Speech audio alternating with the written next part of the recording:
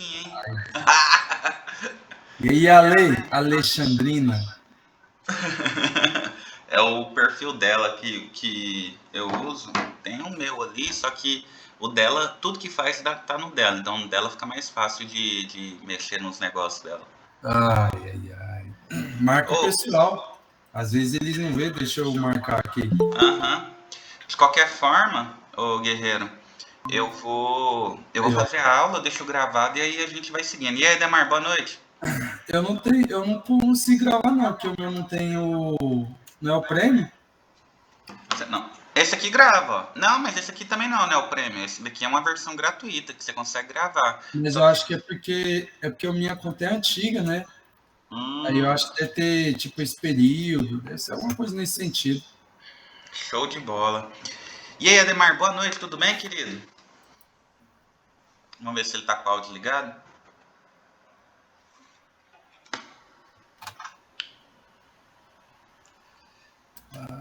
Bom, então é o seguinte. Ademar, se você não quiser falar, quiser mandar aí escrito aí, tá tudo certo, viu? Sem problema nenhum. Eu falei agora pro Jonathan, né? Eu não tenho nada pra falar perto dele. Eu não sei se vocês Galera, conhecem. vocês desculpem aí, viu? Hoje não vai dar pra participar da aula, que eu tô fazendo um serviço aqui por fora, cara. Ah, Lá tá. do meu serviço. Então eu tô muito arrochado, viu? Mas É o menino que mandou o áudio no grupo lá. Ah, tá. Hoje é Beleza. direito administrativo, Direito administrativo. a parte inicial, introdutório. Isso, fontes do direito administrativo, Ah, tá. princípios implícitos, princípios explícitos, aquela bem básico mesmo, uma noção geral. E aí, no final, a gente faz umas questões só para praticar. E aí a gente Ademar Júnior. Por que Ademar Júnior? Porque ele é filho de um homem que se chama Ademar. Você conhece ele ou não? Não, não faço a mínima ideia. Aí. Vamos lá. Ademar, poetizando. Ademar, fruto de uma ação conjunta entre um homem e uma mulher. Eis que você traz a exuberância e a natureza da essência humana. Os mandamentos cristãos. Oh, glória. Só Bom, isso. Não espere muito de mim, não, tá? após ofender o nosso aluno, vamos para cima, né? Aleluia, isso aí, ó. Peraí que tamo junto, meu irmão. Deixa eu apresentar para vocês, não sei se vocês vão ver esse vídeo depois, aproveitar que o Jonathan tá aqui, esse menino que eu adoro ele. Galera, se tem uma pessoa nessa vida que provou que estudando a gente consegue fazer qualquer coisa, é o guerreiro que tá com a cabeça pelada aí, o nosso Alexandre de Moraes, de Goiás. Não, Ele, aí, porra, Alexandre Moraes não, né, velho? o Jonathan, é uma das pessoas mais esforçadas que eu conheço. Com todo o respeito, eu sempre falei isso para ele, o Jonathan não é o mais brilhante, mas ele era o mais esforçado sempre, né? E no esforço dele, ele passou primeiro para soldado, depois passou, me corrija se eu estiver enganado, passou para delegado, aí no decorrer do concurso não conseguiu acompanhar, passou para oficial do Mato Grosso, passou para oficial em Goiás, ele passou no concurso lá em Minas também, eu não lembro no que foi, Oficial da oficial PM. também de Minas. Ah, Quer só um adendo. Minas Gerais não gosta de gordo. Eu fui eliminado lá por causa disso. Que Foi, merda. foi. E eu tenho uma admiração incrível pelo Jonathan, principalmente pela simplicidade dele. E o cara é uma grande inspiração para mim. Ele é muito mais disciplinado do que eu. Ele faz muito mais resumo, resolve muito mais questões. Agora está focado em concurso de magistratura, não é isso? Magistratura, MP, que vier, tô passando em cima, passando trator. É isso. E agora ele tá lá em Goiânia porque ele tá fazendo curso de formação de oficial. Por isso que ele tá com essa cabeça aí reluzente aí, bonita pra caramba. Te passo meu segredo depois. Bom, então vamos lá. A Ademar deve estar preocupado já que a gente nem começou a conversar. Vamos começar falando sobre o direito administrativo, tá? Vamos começar falando sobre o direito administrativo. Esse que é o direito que trata... deixa eu só abrir a página aqui, que aí eu vou conseguir me concentrar. Vou abrir o Word com a gente, compartilhar a tela.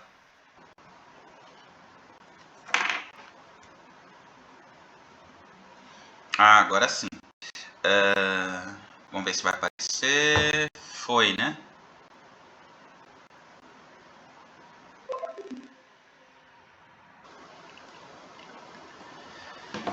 Então vamos lá. Bom, abriu a tela aqui, vamos lá, vamos falar disso. Leandro, se você quiser intervir aí, fica à vontade, guerreiro. Você é o cara. Tranquilo. Eu deixei a mensagem aí, tá? Em qualquer momento eu vou estar saindo para seguir com meus compromissos aqui. Aí eu desejo um boa aula a todos. Qualquer coisa, estou aí lá no grupo para tirar qualquer dúvida. Tranquilo, para me procurar à vontade. Show de bola, valeu, guerreiro. Então vamos lá, vamos falar de direito administrativo. Se eu fosse falar para vocês sobre direito penal, a primeira coisa que eu ia falar para vocês é que a gente ia comprar o Código Penal e ia sentar aqui e ia ler o Código Penal. É assim que a gente vai estudar, né, o Código Penal. Se a gente fosse estudar direito constitucional, a gente ia comprar a Constituição, ia abrir aqui, foi o que a gente fez ontem, né? Começava a ler a Constituição, pronto, a gente já está estudando a Constituição. Com relação ao direito administrativo, a coisa não é bem assim não, tá? Porque esse direito administrativo, ele não tem um livro que tá lá, que a gente vai lá comprar lá na biblioteca e vai ler direito penal, direito administrativo e a gente vai estudar direito administrativo. Essa droga aqui, ela está espalhada em todo canto, tá? Então tem um pouquinho aqui na Constituição, a gente vai encontrar um pouquinho na legislação, a gente encontra alguma coisa na jurisprudência, tá? Tá espalhado, tá? Então, eu me sinto à vontade, nesse primeiro momento, falar quais são as fontes do direito administrativo, tá? E aí, quando eu falo fontes do direito administrativo, eu penso na fonte de água. O que é que vem de uma fonte de água? O que é uma fonte? Uma fonte de água é onde vem a água, não é isso? Da onde a gente vai embeber. Olha esse conhecimento, olha aí que coisa, né? Então, da onde são as fontes do direito administrativo? Como a gente pode definir isso?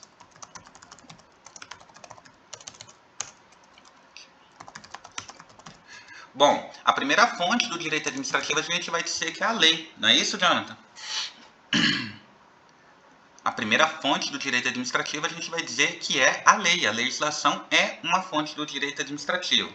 Além da legislação, a gente vai dizer que a jurisprudência ela é uma fonte do direito administrativo. Só que se eu só falar jurisprudência, vou passando para frente, às vezes tem uma galera que está chegando agora, está pegando a matéria agora, que não vai conseguir assimilar. Então é o seguinte, os tribunais, eles tomam decisões. E para evitar que as pessoas voltem sempre a entrar com ações com aquela decisão que já foi tomada, tá? Eles criam essa decisão, né, como se fosse uma lei, como se fosse uma pequena lei, tá? Uma forma de lei, que é a jurisprudência. Então, olha só, a jurisprudência é uma decisão... Peraí que a menina está mandando mensagem aqui.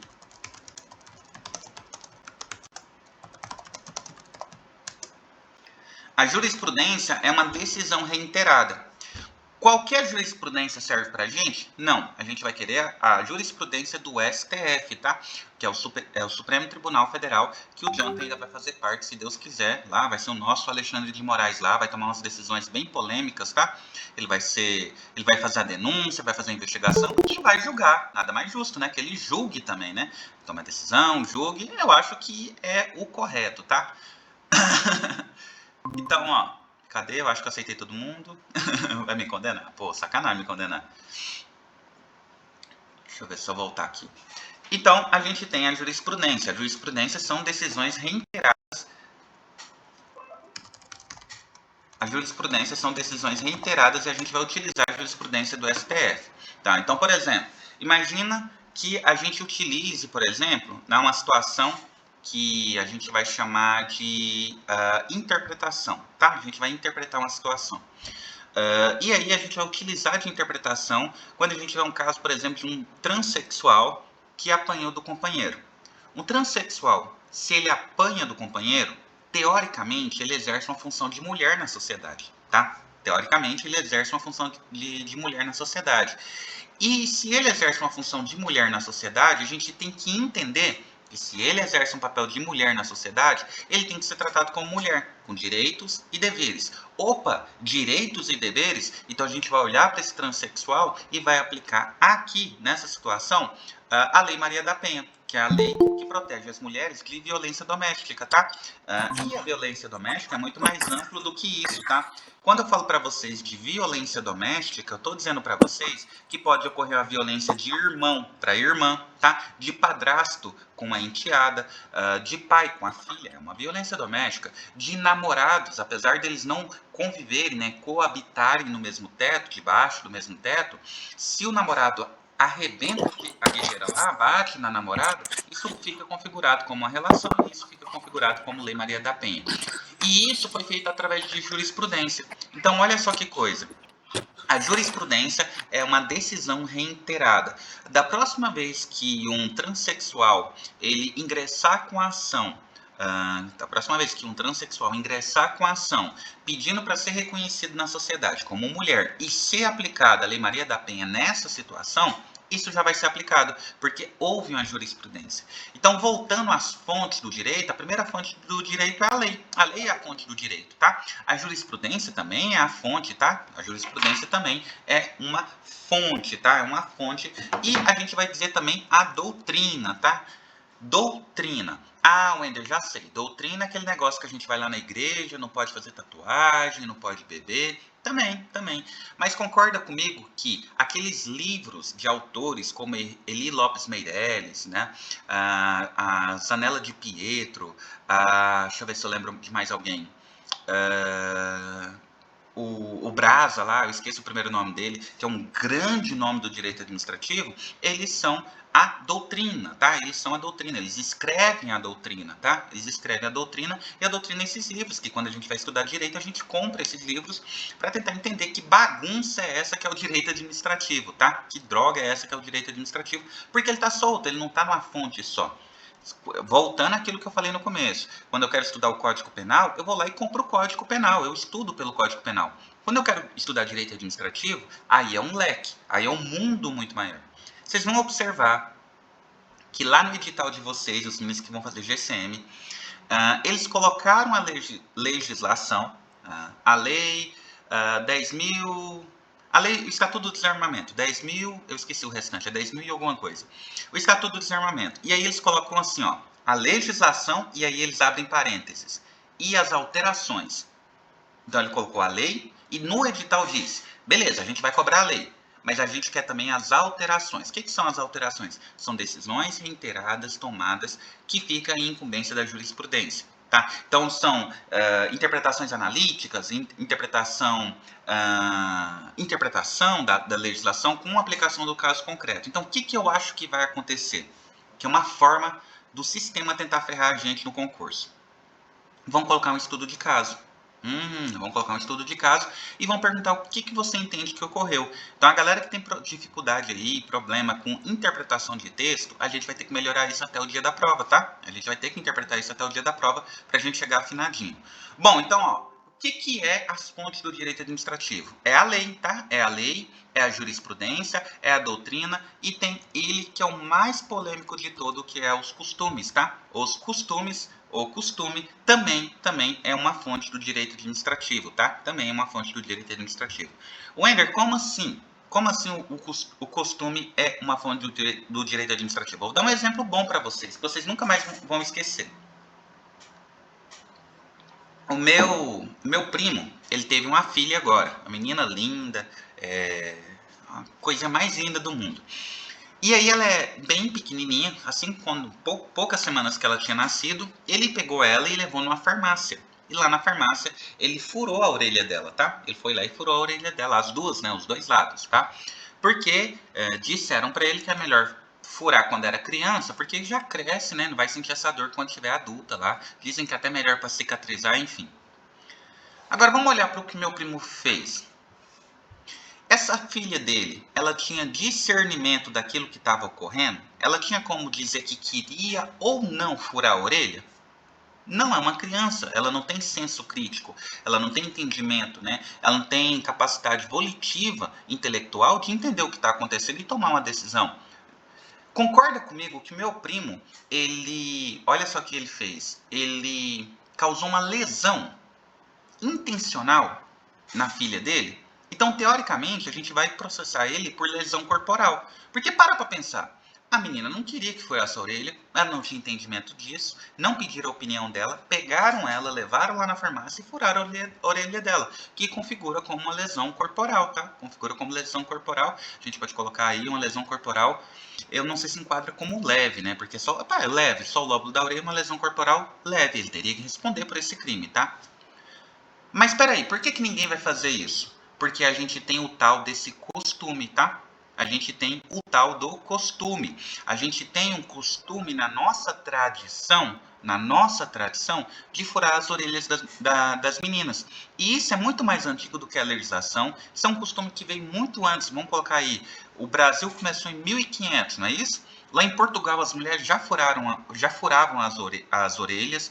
Aqui no Brasil, na época que a gente vivia antes de 1500, ou seja, antes desse processo de colonização de Portugal, né, da corte europeia no Brasil, os indígenas já faziam essa prática também de furar as orelhas e furavam o septo nasal também. Então, quer dizer, isso é um costume que tem, algo que está enraizado na nossa sociedade, entende? Então, nessa situação, desse jeito que eu descrevi aqui para vocês, o meu primo não cometeu crime nenhum, tá? Mas nessa situação, tá? Furou as orelhas, porque a gente vive no Brasil, a gente é uma sociedade do Ocidente, a gente tem essa prática, as mulheres entendem como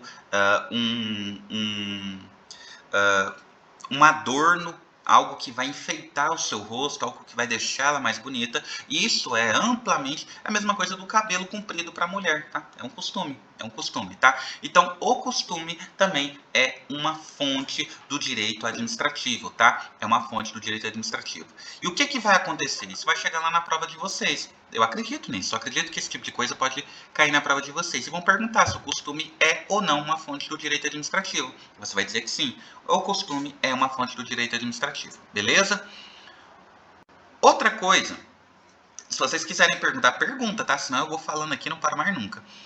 Outra coisa muito importante que vocês têm que se atentar é com relação às pessoas, tá? As pessoas do direito administrativo. Isso aqui é muito interessante, tá? As pessoas do direito administrativo, vocês têm que se atentar a isso, tá? Se eu fosse definir para vocês agora, como que eu poderia descrever o Brasil, se eu pudesse colocar em ordem, assim, em ordem de prioridade, não hierarquizado, mas em ordem de prioridade. Quem são as pessoas no Brasil? Eu diria que é a União, os estados, o Distrito Federal e os municípios, tá? Esses caras aqui, eles constituem aquilo que a gente chama de pessoa jurídica de direito público, tá? Esses caras aqui, eles constituem aquilo que a gente vai chamar de pessoa jurídica de direito público. Eles vão ser as pessoas jurídicas de direito público. Eu vou colocar bem lado a lado para a gente não ter perigo de confundir isso daqui.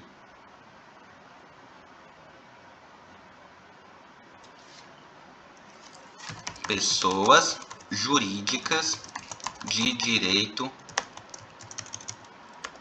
público. Pessoas jurídicas de direito público.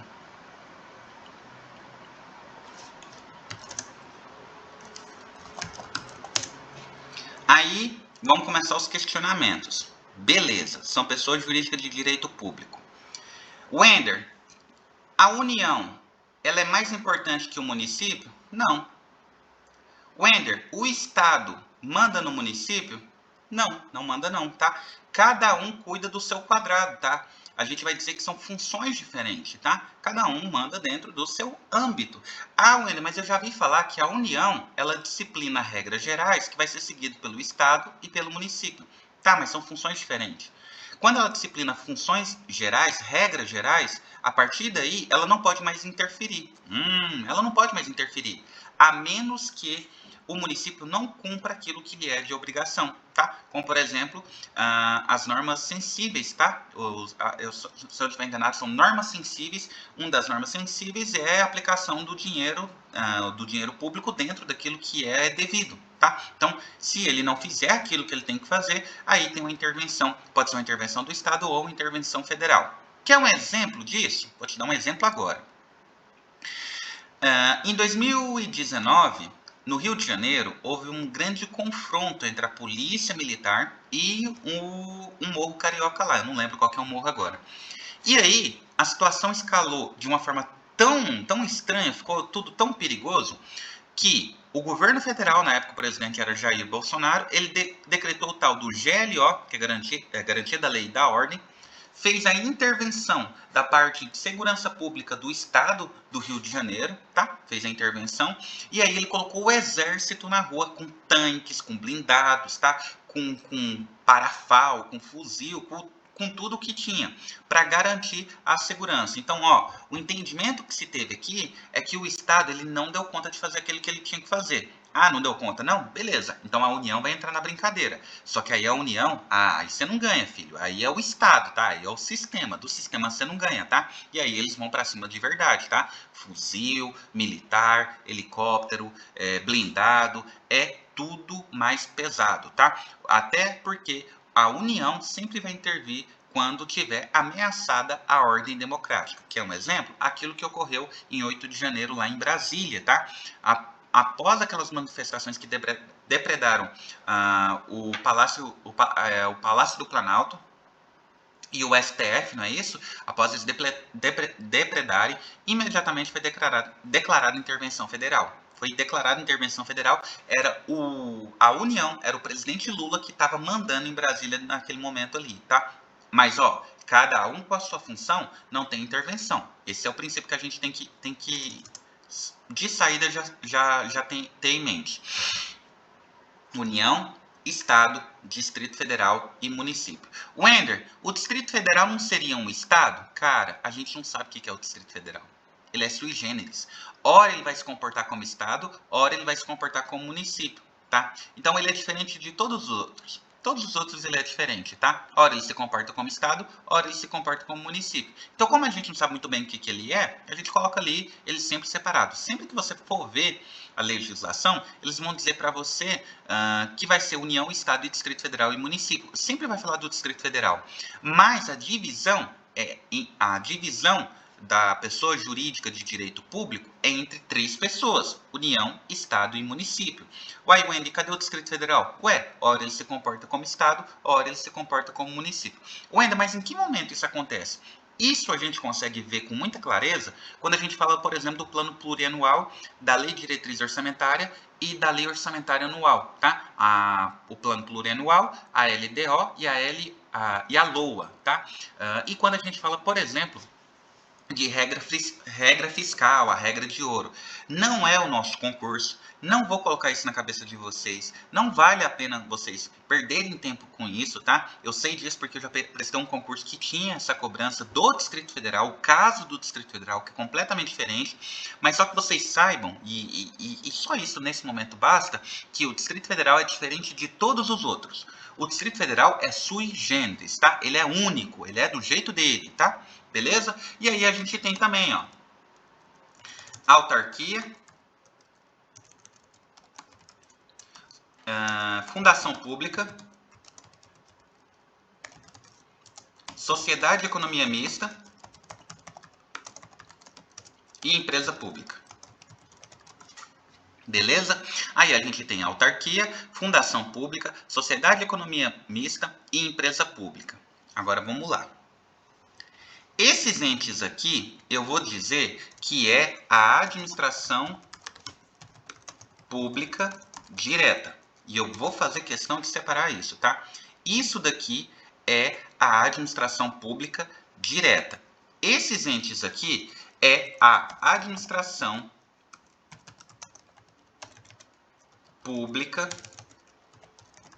indireta. Esses aqui é a administração pública indireta. Então, União, Estado, Distrito Federal, município, administração pública direta. Autarquia, fundação pública, sociedade de economia mista, empresa pública, administração pública e indireta. Wender, mas qual que é a diferença? Por que a autarquia não é administração direta? Por que fundação pública não é administração direta? Por um motivo muito simples. Esses daqui, União, Estado, Distrito Federal e Município, ele cria esses daqui. Entende? A União cria autarquia, fundação pública, sociedade, economia mista, empresa pública. Os estados, eles criam autarquia, fundação pública, sociedade, economia mista, empresa pública. Os municípios, eles têm as suas próprias autarquias e fundações públicas. Entende? Então, olha só, vamos olhar de novo. A administração pública direta, ela é o poder fonte, ele é a fonte, tá? A fonte do poder. E a administração pública indireta, ela é aquilo que foi criado pela administração pública direta, tá? Então, esses daqui, a administração pública direta, cria a administração pública indireta. Beleza, mas tem mais diferença? Tem uma diferença fundamental.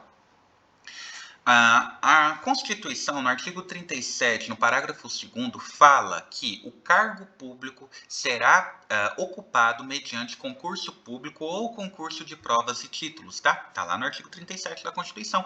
E é por isso que a gente está aqui hoje. A gente está em cima desse artigo que a gente está estudando para ter acesso ao cargo público, tá? Para ter acesso ao cargo público. A gente olha para o cargo público e a gente quer, porque sabe que tem valorização, o aumento de salário é acima da inflação, ninguém vai mandar a gente embora, né? E é os cargos mais legais que tem, né? Polícia, delegado, enfim. Todos que estão aqui na administração pública direta, eles serão providos, e a gente vai falar isso com mais clareza, com mais profundidade, com maior tempo, eu vou passar muito tempo falando isso.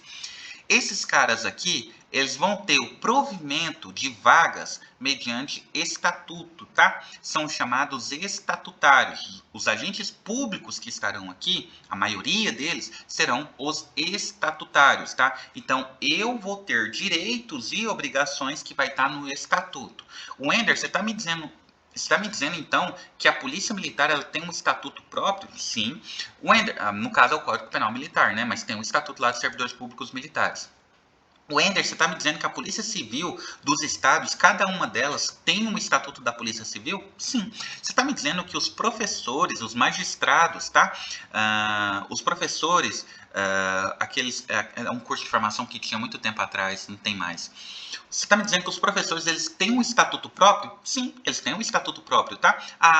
Você está me dizendo que os enfermeiros, quando eles prestam um concurso público, eles vão ter um estatuto próprio? Sim, tá? Eles vão ter estatuto próprio, tá? Essa é a diferença.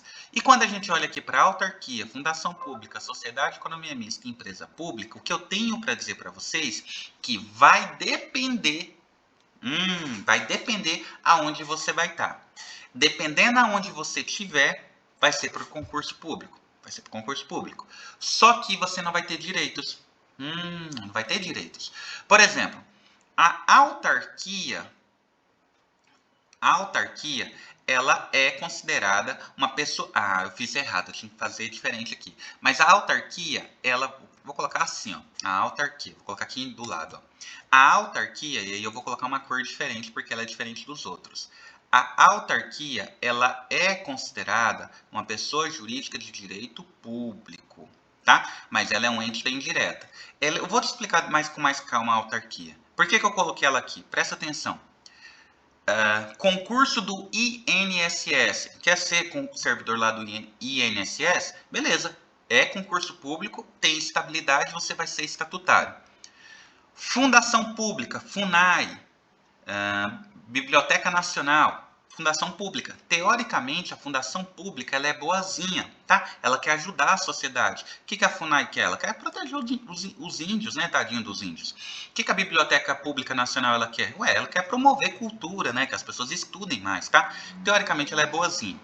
Agora, sociedade de economia mista, empresa pública, aqui não. A galera quer dinheiro, tá? Aqui é o Estado atrás de dinheiro, tá? Aqui o que impera é as regras do direito privado, tá? As regras do direito privado é onde impera aqui.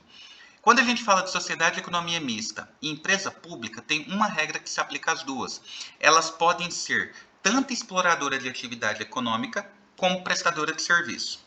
Nossa, Wender, ferrou. Agora eu não entendi. Não, fica tranquilo, isso aqui é fácil. Vou pegar aqui, ó, uma grande empresa pública que todo mundo conhece. Caixa Econômica Federal. Olha só, Caixa Econômica Federal, 100% do dinheiro que está lá dentro é nosso. Foi colhido por meio de impostos e foi criado pela União essa empresa pública que é a Caixa Econômica Federal. Teoricamente, todo o lucro que a Caixa Econômica Federal tiver vai ser revertido para pagar os funcionários e vai ser revertido em programas sociais para a sociedade. Por isso que a gente tem o Bolsa Família, a gente tem FGTS, PIS, PASEP, um tanto de coisa que a gente só recebe na Caixa Econômica Federal, porque é o banco do governo, tá? É o banco do governo. Mas olha só, na Caixa Econômica Federal, tá para ir lá pegar empréstimo? Ou se dá, é lá que dá, né? Se tem um lugar que dá para pegar empréstimo, é na Caixa Econômica Federal. Na Caixa Econômica Federal, eu consigo financiar uma casa? Opa, é lá que financia, tá? E aí vão cobrar juros, ou seja, vão ter lucro? Vão, mas é o governo, sim, é o governo. O governo está financiando isso, ele está facilitando o seu crédito, mas no final das contas você vai pagar além do que é a casa, você vai pagar um juro ali. Então o governo está ganhando dinheiro em cima de você, é um explorador de atividade econômica, beleza? Sociedade de economia mista. Essa daqui é a mais chata de todas. Por quê? Porque ela tem regras muito particulares. E aqui, se vier cobrando sociedade de economia mista na prova de vocês, eu vou fazer uma tabela. Pode ser, a gente vai conversar muito sobre sociedade de economia mista, mas ela é mais chata. A sociedade de economia mista, o dinheiro é meu e do governo, tá? Quer um exemplo? Petrobras. Empresa brasileira de petróleo. Eu não lembro muito bem. Petrobras, vamos lá de Petrobras. Como que funciona a Petrobras? 50% mais um inteiro das ações é do governo federal, tá? É o governo federal, por isso que ele manda, ele toma as decisões. Porque a maioria das ações da empresa é do governo, tá? É do governo. E o restante, Wendy, e os outros 49%? Bom, os outros 49%, eles são ações que você pode comprar se você quiser, né? Não sei se vocês sabem, eu tenho ações da Petrobras, tá? Eu tenho uma corretora no celular, uma corretora antiga aí, e eu comprei ações do governo, vendi posteriormente, depois que trocou o governo, entrou esse atual governo aí, eu decidi vender, porque eu senti que ia desvalorizar, não ia ser interessante deixar dinheiro lá. O Wender, então, quer dizer que você é dono da Petrobras? Você foi dono da Petrobras? Sim, numa parte bem pequena, sim. Eu fui dono da Petrobras. E qualquer um pode ser? Sim, qualquer um pode ser, tá? Basta que você tenha uma corretora e basta que você faça lá, coloque dinheiro e compre as ações, tá? Inclusive a ação da Petrobras, da Vale, por exemplo, está muito barata, tá? Se você quiser comprar, eu não recomendo, mas está barata. Então você está dizendo para mim, Wender, que você e o governo financia essa empresa para funcionar? Sim. E os lucros? Bom, os lucros vão ser distribuídos proporcional às ações. Então, o governo ele vai receber 50% mais um de todo o montante do lucro. E o restante? O restante eu recebo também. É o que a gente chama de dividendo, tá? É o que a gente chama de dividendo. Dividendo é aquilo que eu recebo por ter a ação. Ué, eu não sou dono um pouquinho dessa empresa também? Então, eu tenho o direito de lucrar um pouquinho, tá? E aí vem caindo o dividendo na minha conta. Ou seja, meu dinheiro continua lá aplicado, eu posso retirar e aí fica aquela variação fica variando, né, entre valorização e desvalorização, fica ali flutuando, ok, tudo certo, mas além daquele dinheiro lá eu ganho um dividendo. É por isso que vale a pena, dependendo da empresa, investir em ações, em bolsa de valores, tá? Essa é a sociedade de economia mista. Beleza, Wender, show de bola. E para trabalhar aqui, Wender, tem que ser concurso público? Vamos olhar o que está lá vamos olhar lá o que está no artigo 37 da Constituição. Ele fala assim para a gente: o cargo público será provido por meio de concurso público ou de concurso de provas e título. Tá lá no artigo 37, parágrafo 2º da Constituição. Então, para entrar aqui, ó, eu vou partir do zero. Para entrar em qualquer um desses aqui, a gente vai precisar fazer concurso público. Só que, para trabalhar aqui, você nunca vai ter estabilidade. Nunca, jamais, em hipótese nenhuma, você vai ter estabilidade. Se você for trabalhar hoje, está tendo até um concurso agora, né? O concurso da Caixa Econômica Federal, vou prestar essa prova só para conhecer a prova, só para conhecer a banca. Concurso da Caixa Econômica Federal, pode passar 50 anos, eu nunca vou ter estabilidade. Porque lá não é estatuto, lá é CLT, carteira assinada, tá? Quem trabalha lá, trabalha como qualquer outra pessoa. A diferença que lá você faz uma prova para entrar. Uma prova difícil para entrar, inclusive, tá? Wender, você está me dizendo que quem trabalha na Caixa pode ser demitido? Sim, pode ser demitido, tá? Em tese, sim. Partindo do princípio que é uma empresa pública e é uma carteira assinada, é uma CLT, você pode ser demitido, tá? Por justa causa. Por justa causa você pode ser demitido. Agora, quando vai ter o chamado corte de custo, que é uma coisa muito comum, que acontece na Caixa Econômica Federal, acontece no Banco do Brasil, quando vão ter esses cortes de custo, eles fazem o chamado programa de demissão voluntário, tá? Programa de demissão voluntário, chamado PDV, que é o Programa de Demissão Voluntário. Então, o Supremo Tribunal Federal julgou por jurisprudência que a Caixa Econômica Federal não pode demitir ninguém a não ser por casos de legítima, justa causa. Aí pode demitir. Então eles meio que incentivam, eles pegam um funcionário ali que está muito caro manter ele ali, né? Porque você vai ganhando direitos, vai crescendo dentro da empresa, vai virando um ônus para a empresa, e depois que você se aposenta, você continua sendo um ônus para a empresa, porque mesmo aposentado, o governo vai ter que pagar a sua aposentadoria, eles te incentivam a pedir demissão, que é o programa de demissão voluntário. Te dão 20 mil reais, te dão 40 mil reais, né? Negocia com você ali um seguro-desemprego ali por um determinado tempo, né? É o programa de demissão voluntária, beleza? Então vamos falar lá das relações, algo que a gente tem que falar que é das relações. Depois a gente volta ali nos entes e pessoas, a gente tem que falar como que se dá as relações, tá? Quando a gente tiver o indivíduo comum, eu vou colocar assim, ó, quando a gente tiver um particular tratando com particular, a gente vai dizer que eles estão num nível chamado horizontal, tá? A gente vai estar falando que está no nível horizontal, um nível horizontal de direito. O direito desse cara aqui, vale tanto quanto o direito desse cara aqui. Os dois vão ser tratados igual, não vai ter diferença, tá? É um nível horizontal de tratamento, beleza? Quando a gente tiver a administração pública em conflito com um particular, a gente vai estar falando do nível vertical, tá? Uma relação vertical de poder. A gente vai estar falando de uma relação vertical de poder. Ah, Wendel, eu estudei lá matemática lá e eu sei que vertical é assim, ó. Vertical é de cima para baixo. E é isso mesmo, tá? A administração pública, ela vai ter mais prioridade nas decisões do que você que é só um particular. A administração pública, ela vai estar acima de você no nível de prioridade como particular. Sabe por quê? Agora a gente chega lá. A gente tem os princípios implícitos e explícitos da administração pública. Os princípios explícitos, a gente vai ter lá no artigo 37, que trata de legalidade, impessoalidade, moralidade,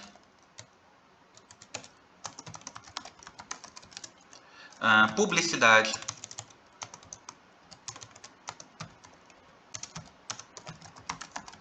e eficiência.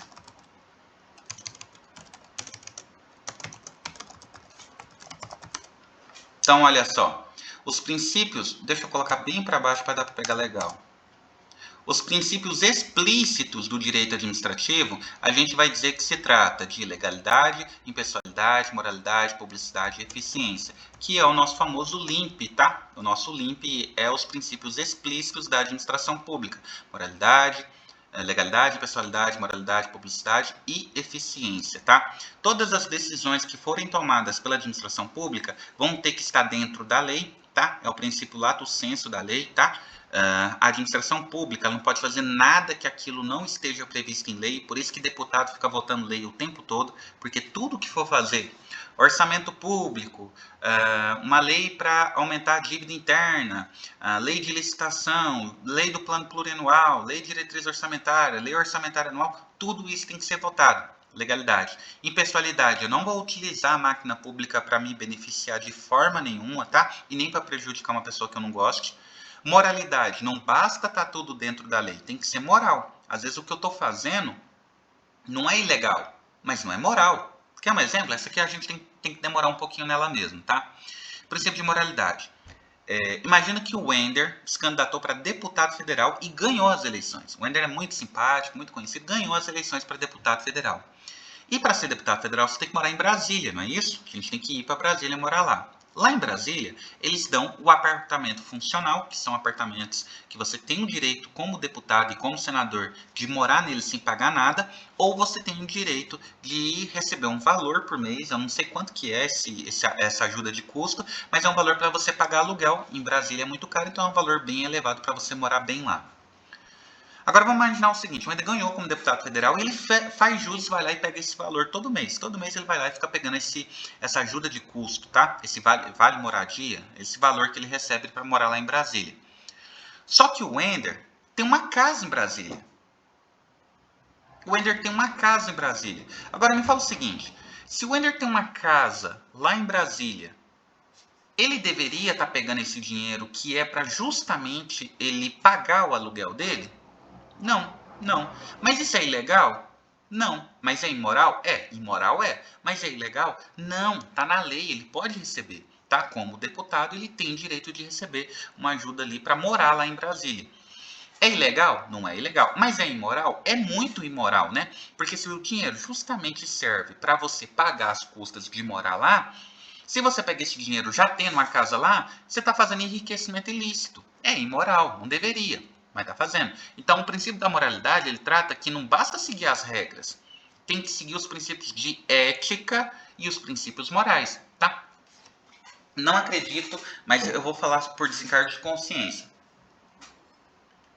Uma diferença muito importante que vocês têm que saber é entre ética e moral.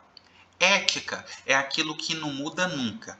Vai sempre ser errado. Não importa se você está no Brasil, não importa se você está na Argentina, não importa se você está em Abu Dhabi, não importa se está no Japão, sempre vai ser errado. Então, matar alguém sempre vai ser errado, tá?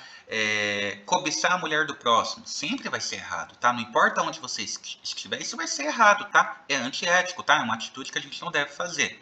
Agora, imoral, moral, princípios morais, ele vai depender de onde você estiver. Por exemplo, no Brasil, bater na mulher é crime. Você não pode fazer, né? Nem imoral mais, é ilegal, tá? Você não pode bater nas mulheres.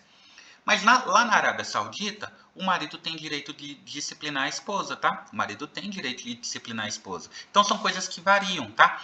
Continua, na minha opinião, continua sendo errado, mas lá é uma coisa aceita entre eles. Então, princípios morais, eles variam de lugar para lugar. Por exemplo, aqui no Brasil é muito comum a gente comer carne de vaca.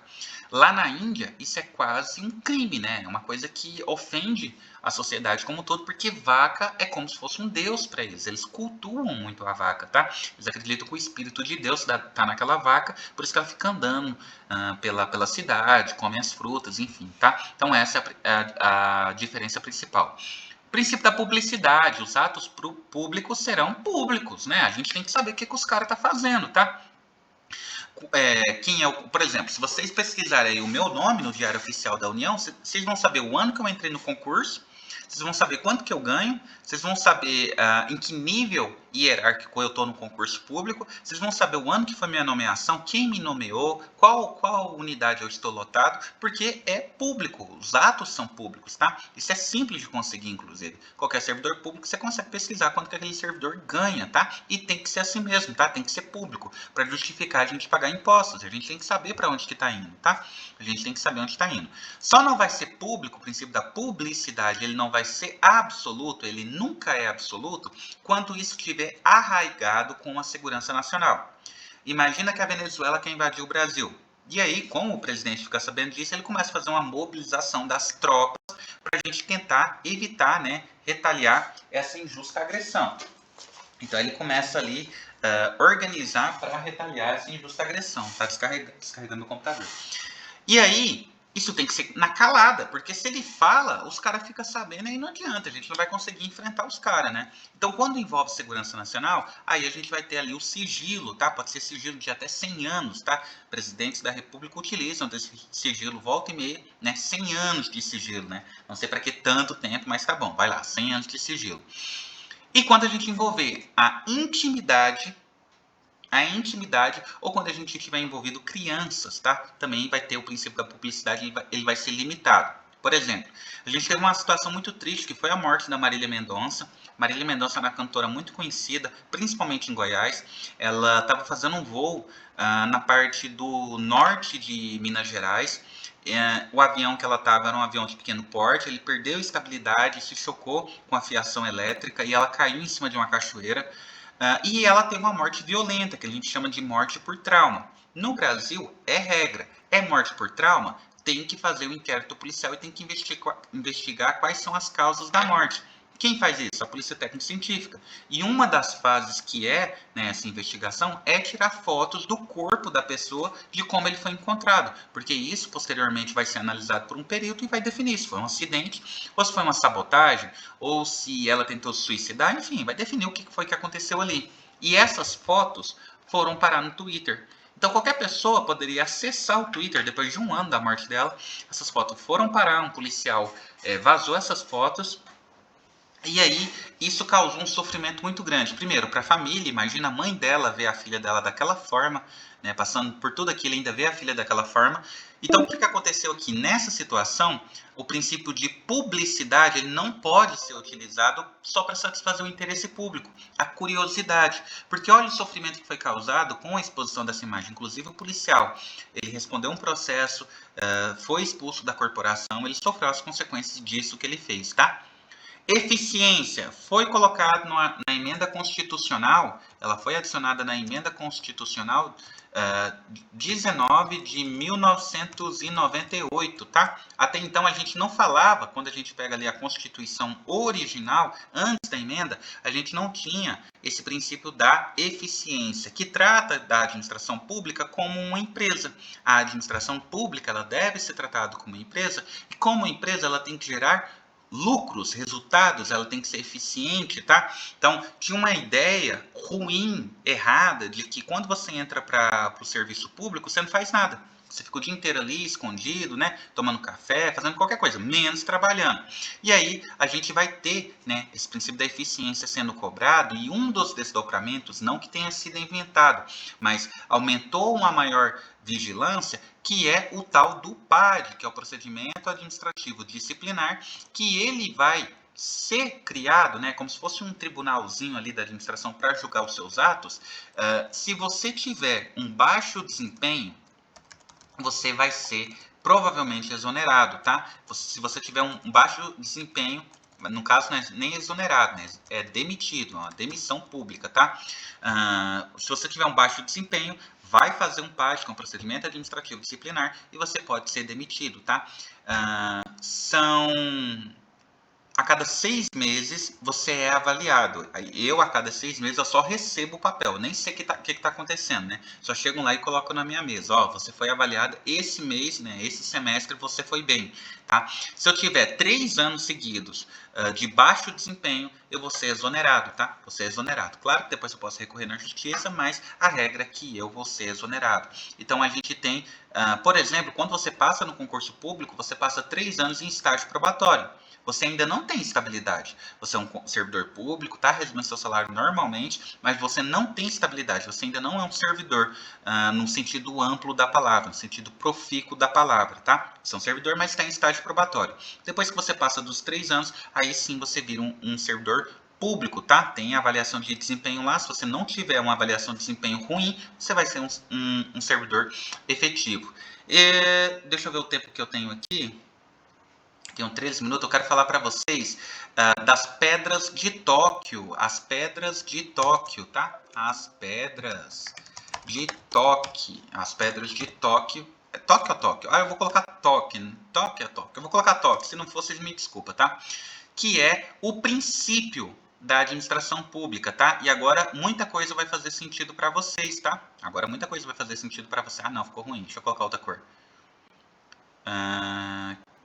Que não, ficou ruim, deixa eu colocar outra cor. Amarelo. Então, ó, o primeiro que vocês precisam saber, e na minha opinião é o mais importante, é a indisponibilidade do direito público sobre o privado. Ou melhor, não é nem do direito público, é do interesse público sobre o privado. E a segunda é indisponibilidade do interesse público sobre o privado e a supremacia do interesse público sobre o privado. Então, ó, lembra que eu falei aqui para vocês, ó, lá em cima, eu falei para vocês das relações que são de direito, que quando a gente tiver um particular, a gente vai tratar o particular igual ao outro. A gente vai tratar no modo horizontal, não é isso? A gente vai ver lá o horizonte, é assim, né? Horizontal. Particular e particular, eles estão lado a lado, tá? Lado a lado, a gente vai tratar igual, vai tentar tratar igual, tá? Vai ter diferença se o cara é rico e é pobre, é particular, a gente trata igual. Quando a gente tiver a administração pública, aí não, a gente vai estar falando uma relação vertical, tá? Por que, Wendel, essa relação tem que ser vertical? Porque existe a supremacia do interesse público sobre o privado. O interesse público é mais importante que o meu. E esse princípio, ele rege a relação da sociedade hoje em dia. Por exemplo, imagina que tem que construir uma ferrovia e essa ferrovia vai cortar a minha fazenda. Vai passar no meio da minha fazenda. Essa ferrovia construída, passando no meio da minha fazenda, é do meu interesse? Não. A fazenda é minha? É. Eu paguei pela fazenda? Paguei e pago, né? Tem uns impostos aí. E aí eu chego lá e falo, não quero que coloque essa ferrovia aqui. Eu tenho o direito de fazer isso? Supremacia do interesse público sobre o privado. É do interesse público que tem essa ferrovia, ela vai ser construída. Quer eu queira, quer não, ela vai ser construída, tá? Eu não tenho que concordar, tá? É claro que eu vou ser indenizado, mas eu não tenho que concordar. Se isso é um interesse do Estado, isso vai ser feito, tá? E a indisponibilidade do interesse público. Imagina que eu virei policial e aí eu fui abordar um carro que claramente tá com os pneus carecas, tá? Tá com os pneus lá que representa risco, tá sem farolete, tá sem placa, sei lá, tá todo errado o carro. E aí, cara, eu chego para abordar o cara, quando eu chego no cara, putz, é um amigo meu de infância, cara. Nossa, é uma pessoa que eu gosto muito. Nossa, e agora? Ah, velho, eu não vou prender o cara não, o cara é meu amigo, velho. O cara foi criado comigo, minha mãe cuidava dele, ele ia pra escola comigo. Ah, não vou fazer isso não. Eu posso fazer isso? Não. O interesse público ele é indisponível.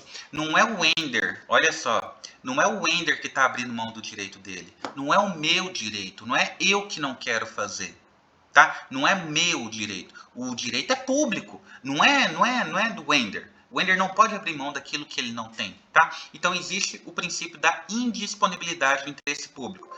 Beleza, Wender, mas e se o Wender não fizer o que tem que ser feito? Não vai fazer, Wender? Tem certeza que não vai fazer? Beleza, você vai responder por isso, tá? Você vai responder por condescendência criminosa, tá? Você vai responder por um crime contra a administração pública enquadrado como condescendência criminosa, se for essa condição da dó. Não quero fazer porque eu tô com dó, tô com medo, não quero fazer, enquadra aí em condescendência criminosa, beleza? Esse é o princípio do interesse público. Galera, seguinte.